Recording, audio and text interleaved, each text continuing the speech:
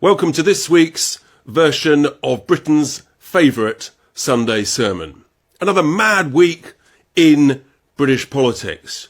Do you remember that old expression, lies, damn lies and statistics? What about tweaking it a little bit? Lies, lies and energy policy and net zero.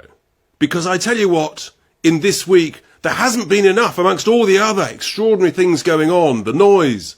There hasn't been enough focus on the lies and nonsense that's emerging about our energy bills and the cost of net zero. We've had the Siemens boss, yes, that's the company that makes the wind turbines, admitting that our energy bills have got to go up significantly in order to pay for the green transition to net zero. So he's saying our energy bills have got to go up. But all the eco-zealots have been saying renewable energy will bring our bills down. So who's telling the truth, folks? Who is telling the truth? Those two things cannot both be true. It's unbelievable. I'll tell you the truth. The truth is that our energy bills currently are almost double where they were some 3 years ago. And yet gas prices are almost identical to where they were some 3 years ago. So how does that work? I mean, what else has... Oh, I remember what's changed. Yes, that's it. The amount of renewable capacity and generation has gone up.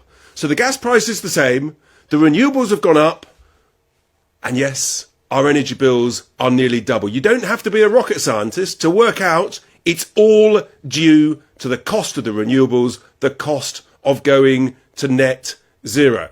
The Siemens boss has admitted it. What else happened this week? Yes, we had literally, unbelievably, an admission from one of the people who advised the government, the Climate Change Committee. It's now been admitted that back in 2019, when they advised Theresa May's government about the transition to net zero by 2050, oops, I'm so sorry. They used the wrong data. They absolutely used the wrong data. Couldn't make it up. I mean, just unbelievable. Wrong data, wrong time, wrong advice, wrong price, all of this stuff, they don't bear any accountability for. It's you, me, everybody, ordinary, decent folk, hard-working, tax-paying folk up and down the country who are suffering the consequences of that. And talk about suffering. Again this week, we've had the tragic confirmation that not just a few hundred jobs, no, thousands and thousands of skilled manufacturing jobs in the steel industry, in and around Port Talbot and elsewhere, are going to be just sacrificed on the altar of net zero, so that we can turn these industries into a new type of steel-making furnace, what they call an electric arc furnace. And so thousands of jobs are going. It's only when you dig into the detail you realise that actually this is all because of net zero. And yet these new types of furnace, these electric arc furnaces, they use scrap metal. They can't produce strong virgin steel. No, it's only the blast furnaces that can do that. And the government is now paying hundreds and hundreds of millions of your taxpayers' cash to the Indian firm Tata Steel, and they're going to do the same with the Chinese firm Jingye for British Steel up in Scunthorpe. Hundreds of millions of your cash to get rid of perfectly decent blast furnace technology, producing strong virgin steel that we need for things like defence, tanks, the highest quality steels. All of that's going to go in pursuit of saving CO2 emissions here in the United Kingdom. But of course our need for strong virgin steel doesn't disappear. No. We still need to buy that. So what's going to happen? We're going to have to buy it from overseas. Great. How do you get it to the UK? You have to ship it here, creating more CO2 than if we made the stuff here in the first place. So destroying thousands of steel jobs, sending our money overseas and creating more CO2. The lies, the incompetence, it beggars belief. And it's decent, ordinary communities who suffer the pain, the grief, the loss. Unbelievable. And yet, it seems that the two main parties don't care at all in their obsession with net zero. People are simply not being told the truth. Bills are going up. They've used the wrong data. And thousands of decent jobs in the steel industry are being trashed. That's not to mention hundreds of thousands of jobs in the automotive industry. How do you grow an economy on that basis? Oh, we hear about green jobs. Really?